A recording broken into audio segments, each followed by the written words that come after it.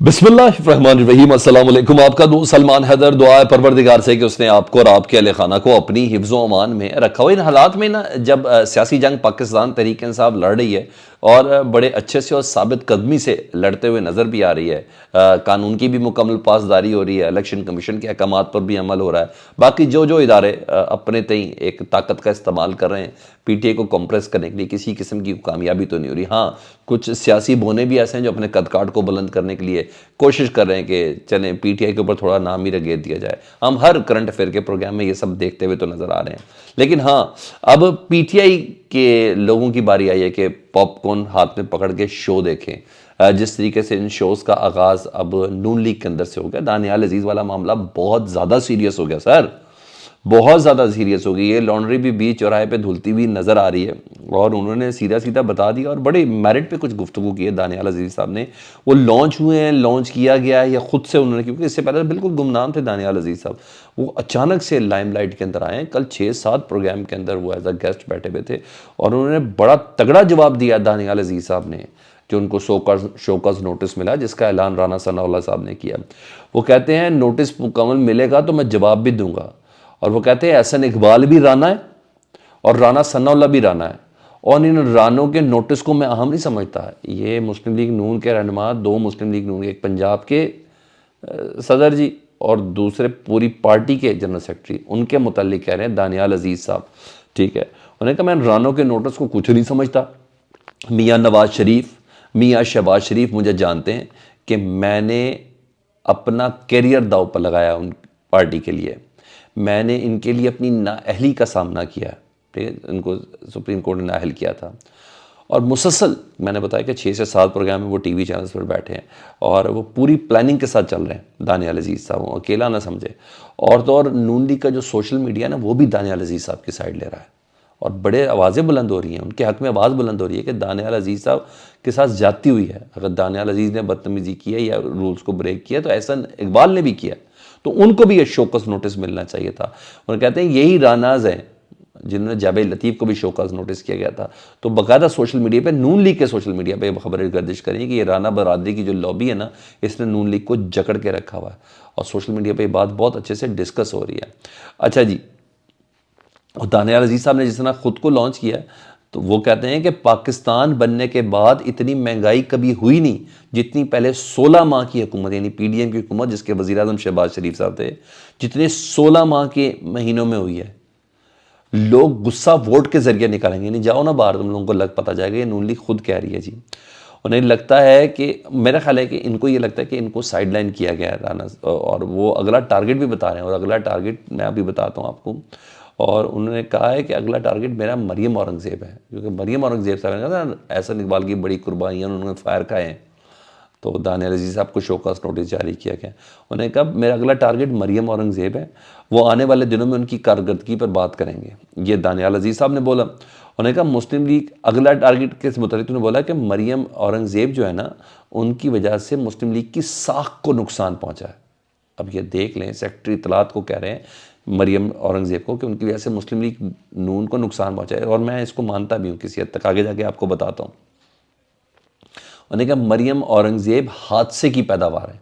अब हादसे से मुराद कुछ और बात ना लीजिएगा, मरियम हादसे से मुराद जब परवेज़ रशीद साहब सेक्रेटरी इत्तलात थे और वज़ीर इत्तलात थे, तो डॉन लीग्स वाला मामला हुआ था। तो उस डॉन लीग्स के मामले में तस्फ़िये की एक शर्त ये थी कि परवेज़ रशीद साहब का स्टेप डाउन होना ज़रूरी है। हालांकि उसमें वाइबर एक एप्लीकेशन थी, उसमें मरियम नवाज़ साहबा से भी मुतल्लिक था कि किस तरीके से डॉन को इस्तेमाल किया गया और किस तरीके से वाइबर्स की कॉल भी चली, फिर कहा कि बेटियां सांझी होती हैं, मुझे बहुत अच्छे से याद है। तो इस्टेब्लिशमेंट ने और फौज ने उस वक्त फॉरगेट कर दिया था। तो मगर किसी न किसी को कुर्बानी देनी थी, तो परवेज़ रशीद साहब उस वक्त स्टेप डाउन हुए थे। तो वही इसी हादसे का जिक्र कर रहे हैं कि जनाब मरियम औरंगज़ेब उस हादसे की पैदावार हैं, और क्योंकि उस हादसे के बाद मरियम औरंगज़ेब को इत्तलात का शुबा दिया गया था। उन्होंने कहा वो डरती हैं, आती नहीं है मीडिया के सामने, ये आवाम को बता नहीं पाई कि पीडीएम की जो हुकूमत थी 16 महीने की, वो पीटीआई से अच्छा परफॉर्म किया। उन्हें कि दिफा नहीं कर सकती पार्टी का, इनकी ये पोजीशन ही है, इनके अंदर बयानियाँ, मरियम औरंगज़ेब के अंदर बयानियाँ बनाने की सलाहियत तक नहीं है। और बोला इनको कंटेंट डेवलपमेंट नहीं आती। इन अब ये जुमला सुने جو سیکٹری اطلاعات ہیں پارٹی کی اور وزیر اطلاعات رہی ہوئی ہیں، ان سے متعلق دانیال عزیز صاحب کہتے ہیں کہ ان کے اندر کمیونیکیشن کی صلاحیت زیرو تھی۔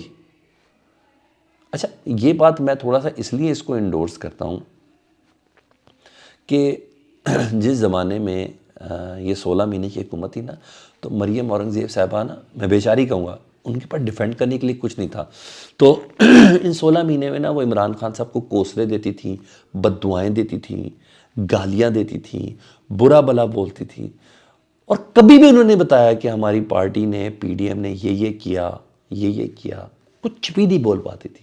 مجھے دکھ ہے ان کی ہر پریس کانفرنس میں میں خود بھی کہتا تھا، دیکھیں وہ کوسنے اور تانے تشنوں کے علاوہ تو مریم اورنگزیب صاحبہ کچھ کرنی نہیں، کیونکہ کارکردگی کچھ ہے نہیں۔ تو بہرحال اگر مریم اورنگزیب صاحبہ کے اوپر اتنا کر رہے ہیں نا، تو مریم اورنگزیب اور مریم نواز صاحبہ میں کوئی فرق نہیں ہے۔ تو دانیال عزیز صاحب، یہ مجھے نہیں لگتا کہ نون لیگ کے اندر ٹکے گے، وہ یہی جملے ان کے مریم نواز کے لیے بھی ہوں گے، کیونکہ یہ تو دونوں ساتھ ساتھ ہیں۔ یہ سب چیزیں تو بہرحال پی ٹی آئی والے اس وقت پاپ کارن کھا کے نا اسکرین کے سامنے بیٹھے ہیں اور دیکھیں کیا ہو رہا ہے، یہ چیز تھی۔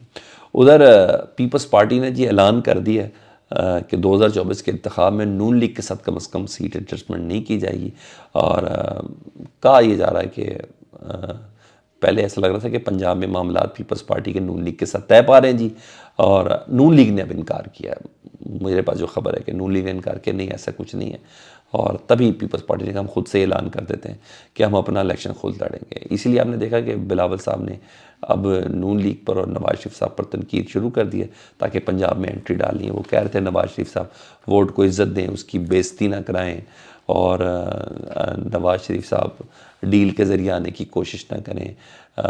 اب نواز شریف صاحب لاڈلے ہیں، پہلے کوئی اور 2018 میں فرشتہ عمران خان تھا، تو 2024 میں فرشتہ بنا کے جسے پیش کیا جا رہا ہے، لایا جا رہا ہے ان اسٹیبلشمنٹ کو، وہ کہہ رہے ہیں وہ نواز شریف صاحب ہے۔ تو بلاول صاحب نے اسی لیے لائن سیدھی کی ہے۔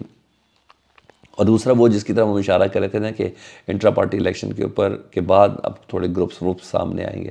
پہلے اکبر ایس بابر صاحب کو لانچ کیا گیا، اور اب انٹرا پارٹی الیکشن پہ پی ٹی آئی کے ضلع خیبر کے نظریاتی کارکنوں نے انٹرا پارٹی الیکشن کو مسترد کیا، پلے کارڈز اٹھائے رکھے تھے۔ یہ اسی طرح کا احتجاج تھا جس طرح اڈیالہ کے باہر بشرا بی بی کے اوپر نہیں تھا، جی ہاں، پتہ نہیں کون سا نکاح نامنظور اور جادوگر نامنظور، وہ 6-7-8 بندے لانچ کر دیتے، یہ اسی طرح کا تھا، اور اس طرح کا مظاہرہ کیا گیا تھا۔ ہاں، حفیظ اللہ نیازی صاحب نے بڑا دعویٰ کیا، وہ کہتے ہیں پی ٹی آئی کا جو انٹرا پارٹی الیکشن ہے اس کے نتیجہ برقرار نہیں رہے گا، اور معاملے پر حکم امتناع آ جائے گا، اور یعنی اس کا ان کے کہنے کا مطلب ہے کہ بلے کا نشان چلا جائے گا۔